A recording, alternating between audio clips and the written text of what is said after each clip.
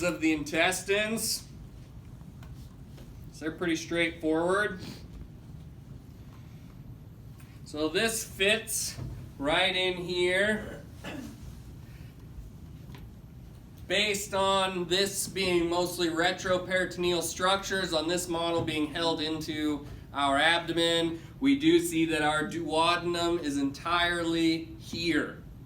So I could ask which section of the small intestines is this? You'd say duodenum. So there is no duodenum on this model. Where it connects, it then runs into our jejunum. So number-wise, jejunum would likely be in the 226 range. I would put a label just up here if I were labeling it myself. So let's just put this, say C is what part of the small intestines? Jejunum. If you're confused on that, you can say, are you talking about like all up here? Or are you talking about the part that connects down here? And I'll clarify. Nope, just this one. Or if I say, no, I'm talking about the one that connects down here, that would tell you ileum. So small intestine, duodenum, ileum, or duodenum, jejunum, ileum. Ileum is going to empty into our cecum. So the entire cecum here is open. So if I put a label in here and ask what region of the intestines is this, you would say cecum. You could ask, talking about all through here. Or I might ask, what's the name of this valve? And then you would say the ileocecal valve.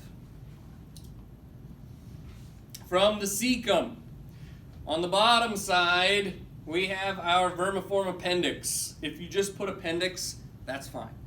All right, you don't need to put vermiform. Appendix is sufficient. All right, it's not called vermiform appendicitis, it's just called appendicitis, so I'm fine with that. All right. Moving up, we have the ascending colon. Across, we have the transverse colon. Down, we have the descending colon. Making this little S, we have the sigmoid colon. And then the end portion here would be the rectum. All right, to differentiate between rectum and sigmoid colon, just take into account the muscle component here. If the label is next to the muscle, so for instance, if the label is right here, that would indicate rectum. If I'm going to label the sigmoid, I'm going to label it on the curve, because the curve is the landmark that gives it its sigmoid name.